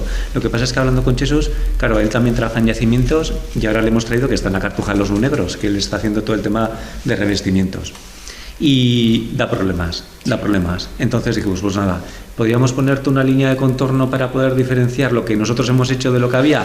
También se puede hacer, pero estéticamente hubiesen quedado dos líneas rojas ahí, ¿no? Dos churros, no. Entonces dijimos, lo dejamos estar, queda todo recogido, se sabe muy bien lo que hemos hecho y lo que no hemos hecho, con lo cual el día de mañana que habrá más fases, que por lo que sea se decide, pues bueno, ya se hará, porque eso al final es colocar algo de mortero, se marcan las dos líneas para diferenciar lo que hemos hecho nosotros y ya quedará registrado. Pero lo importante es darle estabilidad a la torre y que se mantenga. Bueno, y luego en la memoria final también tenemos el deber de hacer, y lo hacemos siempre, hacer medidas de conservación preventiva. Esto es casi más importante que lo que se ha hecho en la torre. Os digo esto porque nosotros, acostumbrados a estar en muchas iglesias, se invierte muchísimo dinero, se hace la iglesia entera, se restaura todo y se cierra a cal y canto. Si no hay unas medidas de conservación, de vigilancia, de controlar si todo ha funcionado, si no funciona, si el aire, si no el aire, si llega el cura, pone la estufa a todo gas el domingo y los morteros empiezan a agrietar, las humedades, pues nada, va y pone cemento y bueno, en fin, pues todo este tipo de cosas que nos suelen pasar, pues aquí con los objetivos un poco del plan de mantenimiento de conservación, pues ya hemos estabilizado los restos, ya hemos implantado un poco las mejoras, ya con el hecho de quitar la escalera, que no haya un acceso, pues si se coloca una cuerdecita, pues ya sabemos que no se puede prohibir el paso, pero para que nadie vaya y suba a la torre y se haga la foto, que el entorno pues esté desbrozado, que pues no sé, de vez en cuando pues inspeccionar, ¿no? Algo regular, tú vienes una vez al año, mira si los morteros han funcionado, si no han funcionado, si alguna piedra se ha movido, si no, bueno, pues para que no vuelva a ocurrir y al menos lo que se ha invertido pues que sirva de algo, porque si no parece que estamos tirando el dinero público, que es de todos también, y luego se intervienen las cosas y luego nos olvidamos, ¿no? Ya otra cosa, ¿no? Yo creo que aquí en este ayuntamiento, que Darío me va a matar, pero yo creo que se va por buen camino y bueno, pues si se empiezan a hacer las cosas y conseguimos que se haga un bien de interés cultural y se proteja, pues posiblemente, pues poquito a poco, pues a lo mejor el año que viene se hace la planimetría. Al año siguiente, porque hay poco dinero, pues no sé, pues se excava un trocito y se ve las dimensiones, bueno, no sé. El hecho es continuar un poco con lo que se ha empezado y seguir, ¿no? Porque la garantía de cuántos... Yo la garantía la damos ya otros 1000 años. Deberíamos, ¿no? Los restauradores tenemos una garantía de, no sé, 100. Me parece que son 100. Lo que pasa es que nosotros, por ejemplo, cuando nosotros en el sistema constructivo, tú sabes qué materiales han empleado y sabes que eso tiene 2500 años y funciona. Hostia, pues vamos a hacer nosotros lo mismo. ¿Qué ocurre? Que ellos utilizaban cal en pasta, cal aérea, y nosotros utilizamos cal hidráulica, natural, que no lleva sales solubles. No aportamos mucho. Entonces lo que hacíamos, que era lo que decía Jesús, nosotros cada día trabajábamos lo que la piedra nos dejaba. ¿Por qué? Porque nosotros añadíamos alguna capa, alguna lámina alguna capa con cal hidráulica, pero mucho de lo que poníamos era tierra apisonada como tal y piedra. ¿Por qué? Porque así de esa manera, en caso de que algún día haya filtraciones de agua, esa humedad tiene salida, no se queda retenida. Y lo que hace la cal hidráulica es darle algo de consistencia al mortero para que se siente mejor. hemos utilizado lo mismo que utilizaban ellos. Nos hubiese gustado poder trabajar más en profundidad, pero no podíamos meter vibraciones porque posiblemente aquello se pudiese desmoronar. Meter alguna piedra más que trabase con el muro que queda, pero ostras, aquello era jugártela porque era mucho peso. Ahí daba cosa. Humectar muchísimo más, pero lo hicimos de esa manera para evitar que eso nos viniese todo encima. Sí, sí.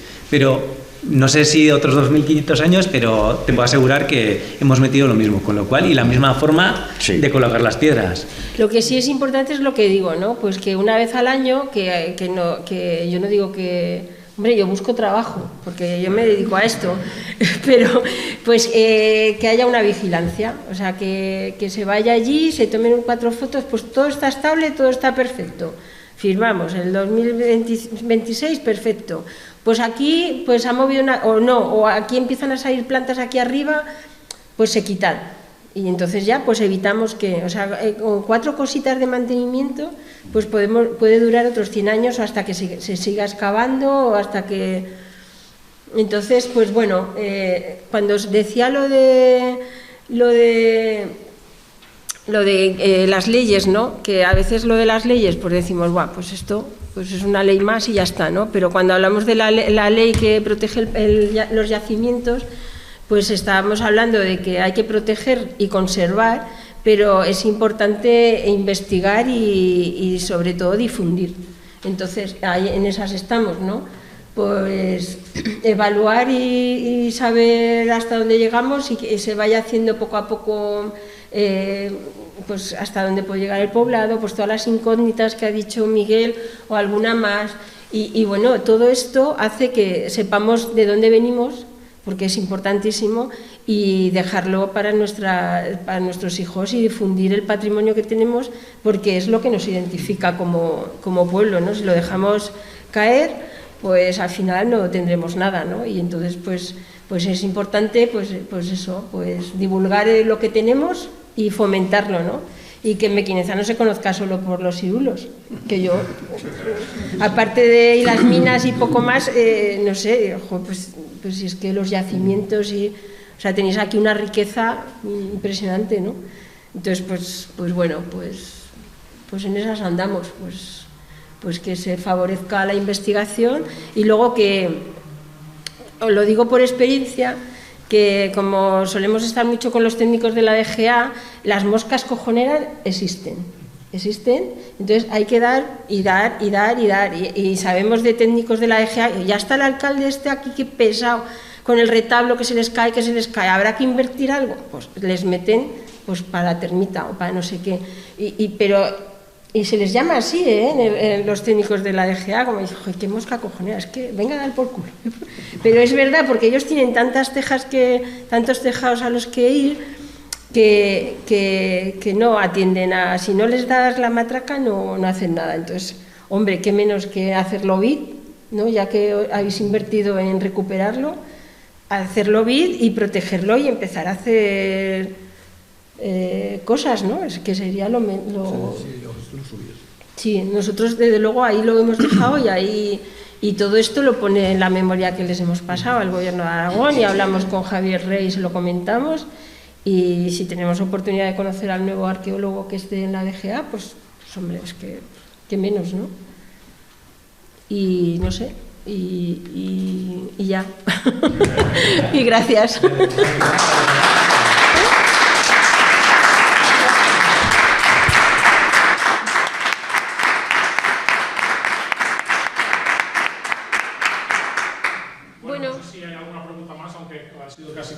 Sí, por eso, que mejor era como una especie de charla, ¿no? Si hay alguna pregunta más podemos aprovechar, y si no, bueno, pues muchas gracias al equipo de Jesús, de Juanma, de Pilar y de Miguel por este gran trabajo. Yo creo que ha dicho Pilar que si habíamos hablado con alguien más, he de reconocer que yo, antes de ir a la primera reunión que tuve con la Dirección General de Patrimonio, había hablado con unos compañeros que tengo que habían hecho una intervención aquí, el tema de los senderos, y tenía una idea, me había dado una idea económica de lo que podía valer, porque cuando fuimos a la DGA sabíamos lo que nos íbamos a encontrar, que todo que sí, pero que no hay dinero. Entonces teníamos que jugar. Y ya a través de Miguel nos recomendaron a Artesa y vinieron, yo creo que les gustó, les pareció un reto y ya con ellos nos quedamos. O sea que creo que les gustó mucho el sitio, creo que es muy divertido, tiene que ser divertido trabajar allí. Sí, pero nuestra primera pregunta fue, ¿pero no tenéis unos restauradores más cerca? O sea, es que somos de Huesca. Somos de Huesca, y veníamos todas las mañanas desde Huesca y íbamos y veníamos, ¿no? Pues encima tenemos una niña, pero como que me chocó que no hubiera gente en el entorno que... Tampoco lo miramos más, ¿eh? O no, bueno, pues si no mirasteis cuando más... Cuando dijisteis que sí, pues parecía interesante y sabíais que lo podía hacer, sí. Pues ya no buscamos nada más realmente. Sí, sí. A partir de allí lo que queda claro también es esta sensibilidad que tiene el Ayuntamiento de Mequinenza, porque con estos temas arqueológicos o en todo lo que es el patrimonio, esta es una parte importante, que es lo que hablábamos, esta es una parte importante, es la conservación. La investigación se paralizó en el año 94, Miguel, o 92, 94. Sí, 94, creo. Deberemos seguir con la investigación porque se ha paralizado. El tema de la difusión, lo último que se hizo de difusión de Castellers fue en el 2015-2016 por parte de la agrupación de Coles del Poble. Se han pasado 10 años, han pasado muchos años desde las últimas investigaciones. O sea, este plan director con el que estamos trabajando y esperemos presentar cuando se declare Vic el yacimiento de Castellers, será lo que volveremos otra vez a la rueda, a la investigación, a la difusión y a la conservación. Hay que conseguir que otra vez los niños del colegio, como íbamos nosotros, que muchas generaciones ya no conocen Castellers, es una pena. Entonces lo que hay que intentar es eso, hay que empezar desde la base, hay que meternos en los colegios, a que conozcan Castellers en las aulas y a que conozcan Castellers en el propio yacimiento. A partir de aquí hay que seguir trabajando en la investigación, en la difusión y en la conservación, que es al final... Yo creo que lo más importante para que todo el mundo conozca. Sí. Con estos últimos artículos del ADN, yo creo que Castellers ha vuelto otra vez a saltar a la palestra. Vuelve la gente a conocer Mequinenza, pues, ya no solo por los ciruelos, sino también por sus yacimientos. Pero bueno, hay que seguir trabajando y son cosas que sí que es cierto, son lentas, porque la administración en estos casos, pues parecía que lo teníamos todo encauzado. La jubilación del arqueólogo, pues hay que volver como a empezar, a ver en qué trámite estamos, en qué punto estamos. Y en el momento que se declare Vic, el compromiso del Ayuntamiento de Mequinenza es abrir una partida presupuestaria para todos estos temas de investigación, difusión y conservación. En eso vamos trabajando. Pues ¿Hay alguna pregunta más? Espero que sigáis contando cuando tengáis que conservar los restos. y nada, y luego pues también un poco la labor que en la ley lo pone, que yo no me la había leído tan en profundidad, que es que cualquier persona tiene el deber, si encuentra cualquier cosa, si está arando y encuentra una piedra, cualquier cosa, o sea, hay que decírselo a las autoridades y a los que se dediquen a patrimonio, en este caso al ayuntamiento,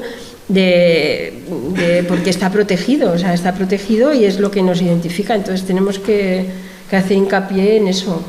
Y yo, por lo que hemos visto, y mira que hemos trabajado con ayuntamientos y entidades y tal, aquí con vosotros la verdad es que encantados. Todas las facilidades que necesitamos, un andamio, enseguida el andamio allí, necesitamos tal, el agua, el venir, veníais todos los días, o sea, ahora estamos haciendo una prensa de aceite, el alcalde no conocemos a nadie.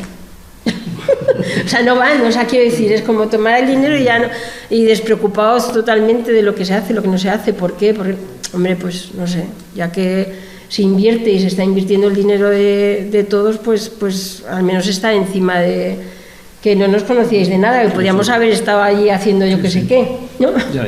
Y bueno, pues nosotros encantados que hayáis quedado contentos y vivimos en Huesca, cualquier cosa que necesitéis. Bueno, y en Zaragoza. Jesús. Yo tengo dos preguntitas cortas respecto a la torre. No sé si sería mucho adecuada el arqueólogo. ¿Por qué se sabe con esa seguridad? Por el tipo de construcción. Pues es el auge del mundo ibérico. El siglo V al siglo III es el auge, es por el tipo de construcción. Es comparativa, es lo que decíamos. Es comparativa. El tema es que, claro, lo que antes hablábamos, hasta dónde llega el torreón, los cimientos, claro, hasta que todo eso no se escabe, porque la parte esta de entrada es lo que le llaman el foso, y hasta que eso no se escabe... Pues el foso es un foso... Sí, es un foso, incluso con Javier Rey, cuando estuvimos con Javi, lo vimos claramente, es que si miras muchos poblados ibéricos, casi todos son igual. Son como las casas de Fraga, copiar, pecar, ¿no? Los arquitectos de Fraga. Pues los yacimientos ibéricos casi todos se adaptan al terreno, pero casi todos son iguales. Por eso es. Y cuando decís torreón, ¿cómo hay que imaginar un torreón ibérico? Porque yo no tengo demasiado... Los torreones ibéricos, es lo que ves aquí, son torres altas y normalmente son torres... ¿Un espacio hueco interior o algo o no? No. Es un torreón. Es un torreón que servía para una torre de vigilancia. Algunos autores creen que también era para hacer señales por el río, porque claro, en la época ibérica el río era la AP2 del momento. Castillo, no sé si has recordado desde ahí. Sí, el castillo hay cerámica ibérica. Sí, claro, sí. Toda la zona del castillo, sí, y visigoda, pero también ibérica se ha encontrado. Lo que pasa es que lo que resulta un poco curioso es que todo el ambiente, todo alrededor, huela a bronce final. Sí, eso es lo curioso. Y cerámica torno solo hay abajo. La torre ibérica. La torre ibérica y la cerámica en la escombrera. Esas son las incógnitas. Porque si no, ¿qué otra opción habría, Alfonso? Que fuera de bronce final. Pero no lo sé, ¿eh? No soy especialista en torres ibéricas ni en torres de... Bronce final no. Pero en bronce final los poblados también se les llamaba opidum y estaban en sitios estratégicos tipo crestas de montañas. Pero el torreón es ibérico seguro, por el tipo de construcción. Seguro. Lo que sí, bueno, se ve el foso, aparte del foso, y luego, si no, Juanma, o sea, sí que vemos que nosotros hemos intervenido aquí,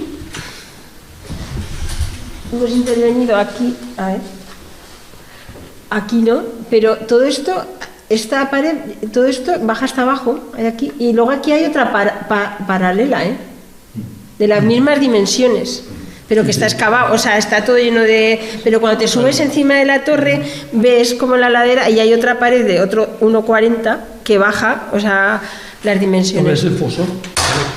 Toma, Miguel, ¿lo ves tú? ¿Lo ves? Sí. El foso es que se Sí, ve bueno, no sé si sería una forma natural o realmente se excavó originariamente, quiero decir.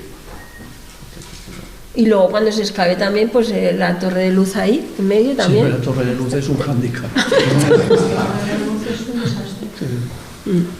Y si se declarara BIC, ¿la torre podría ir fuera o la torre no se...? Posiblemente sí, posiblemente si se declara BIC... El problema es que no solo es esa torre. Hay más. Hay otra torre en Pues es que yo hay otra torre en Castellet, hay otra torre en Castellet, en el otro Castellet, en Castellet 2, que también es una línea, ¿no? Es una línea. Entonces, bueno, primero que lo declaren BIC, vamos a trabajar. ¿Qué papa tiene que venir aquí para santificar? Pues nosotros estuvimos con Javier en una reunión en abril del 25 y con la directora general y con el arqueólogo, con Javier, y la directora general se comprometió, y así fue, a que pasado San Jorge el arqueólogo viniera a Mequinenza, y así vino, y empezó ya con todo el proyecto para declarar BIC. Pasa que ya nos dijeron que no solo tienen nuestro expediente, hay muchos expedientes, y que es verdad que ese expediente llevaba 2 años en un cajón. ¿Dieron alguna fecha? No dan fechas. Entonces ahora tenemos que seguir, bueno, como he dicho... Hay que seguir dando la... Insistiendo hasta que se declare. No, yo pensaba que la idea era que en el 2025 se hubiera declarado BIC para en el presupuesto del 2026 habría partidas presupuestarias para empezar a invertir. Bueno, hay que acabar, tenemos todavía un poquito más de un mes para que presentemos presupuestos en el ayuntamiento. Yo creo que será a finales de diciembre o principios de enero para ver cómo está o a ver qué línea seguimos o si abrimos partida igualmente o si le damos otra declaración inferior al BIC desde el ayuntamiento que se puede hacer para que al menos ya podamos empezar a trabajar en eso. Hay algo muy importante, Darío, que no sé si sabéis, que la directora general de Patrimonio ahora, la directora general de Patrimonio va con el Siaraza Azcón, o sea, es un nombramiento político. Entonces, esta es arqueóloga. Entonces, las arqueólogos, porque nos tocó otro director de patrimonio que era poeta y no se invertía en nada, más que en libros en aragonés, ¿no? De Nacho. Pues entonces, claro, pues de restauración. A la actual no le interesan las lenguas, pero esto sí que... Claro, la anterior, pues Exigena. La anterior solo era Exigena porque ya tenía un montón de libros publicados. Las fotos. Vale, pues tú ya sabes mucho de esto. Yo conozco mucho, además. Entonces, esta es arqueóloga, lo sabemos porque ya hemos hablado con cierta gente por ahí y parece que tiene bastante sensibilidad la reunión realmente en la arqueología. Fue muy fácil la reunión porque íbamos como muy preparados y realmente nos sentamos en una mesa y era todo sí, hasta que llegamos al tema económico. Ah, claro, ya no. Vale, pero bueno, entonces, pero era todo como que la directora general conoce el yacimiento, el arqueólogo que estaba no solo conocía el yacimiento, sino que había estado excavando. Sí. Cuando acabó la carrera de arqueología, entonces bueno, conocían el yacimiento muy bien, desconocían el estado del Torreón, que fue lo que se nos concedió la reunión, pero como el ayuntamiento dijo que sí o sí había que acometer una conservación, pues ya buscamos la partida presupuestaria y rápidamente se actuó. Porque en el momento que ya tienes como el beneplácito de todo el mundo y ya tienes todo, vale. Ese momento es cuando más sufres a conseguir el dinero, porque si en ese momento se cae es cuando ya no tienes argumentos claro, para decir que te pero yo lo que digo, Darío, que si mañana en vez de estar el PP Azcón en el gobierno entra yo que sé quién y no sé qué, la directora general que es de arqueóloga y entra cualquier otro que sea yo que sé qué, pues ya esta directora general se puede meter en el cajón otra vez. Esta directora general, si no tengo mal entendido, es la directora general de turismo en la anterior legislatura. No lo sé, está de dónde ha salido. Sí, no. En este aspecto hemos tenido suerte. Vale, sí, por eso. Cuando está por la labor, el ayuntamiento también, o sea que. Tenéis que seguir ahí. Nosotros una cosa, por la experiencia que tenemos al final es participar. No solo un ayuntamiento, sino con las distintas administraciones o empresas. Nosotros muchas veces trabajamos con la iglesia y muchas veces la iglesia tiene la fama de que no ponen pasta. Y entonces es guay, porque todo es inversión pública y el rendimiento siempre privado. Pero si la iglesia, diputaciones, ayuntamientos, DGA, todos van de la mano y aportan cada uno lo que puede, pues al final se consiguen grandes cosas. Que es la manera, en este caso, de los castelleres. Si el ayuntamiento, como tal de Mequinenza, aporta pasta y saca hasta adelante, la deja que os va a decir. Claro, pero el poder adquisitivo de un ayuntamiento da hasta donde da. Pero al final es participar y todo es como... de la mano. Y si va a ser BIC, al final también será el propio gobierno de Aragón quien aporte. Sí, en el momento que este es un BIC puedes acceder a otra línea. Sí, eso es, a otras muchas más subvenciones porque está más protegido y... Muchas subvenciones, sí. Si no solo con el dinero... Eso es, ¿no? Y que un ayuntamiento pueda llegar hasta donde llega. O sea, bueno, no en el tema de la excavación, lo que sí que está claro es que se puede hacer a nivel privado, que lo pague quien sea y ya está, pero eso es mucho dinero. Claro. Hay que gastar mucho, sobre todo en los análisis de carbono 14 cuestan mucho dinero. Y lo mejor es siempre hacerlo a través de una universidad. Por ejemplo, algún tipo de convenio. Un tipo de convenio a través de universidades. Que lo que yo he excavado siempre ha sido a través de la universidad. Claro, que vienen los para estudiantes. eso está, por ejemplo, el Instituto de Patrimonio y Humanidades. Yo soy de ese instituto y entonces se firman muchísimos convenios. Es Concha Longa quien dirige, que es de arte, dirige el instituto. Y los ayuntamientos, bueno, Villafortunatos de hecho tiene un convenio con el Instituto de Patrimonio y Humanidades, entonces mandan pues a estudiantes o hacen convenios para eso. Hablar con el instituto es muy fácil, porque además dicen que sí a todo, porque les interesa tener, no tienen dinero para, obviamente, ¿no? Pero sí que tienen la capacidad humana, ¿no? Y de investigadores para a lo mejor sí que les interesa. Sí, eso el plan director va a quedar muy claro, que hay que conveniar con universidades de Lleida, de Zaragoza, las que quieran venir aquí a investigar y a trabajar, hay que conveniar con todos para conseguir que al menos cada año se haga algo, aunque sea poco, pero que no se deje. Donde ellos caben en la Codera llevan 32 años el yacimiento, o sea que... Para eso. Empezaremos en el 2016. Esperemos empezar, esa es la idea. Sí. Pues bueno, muchas gracias Nada, a vosotros.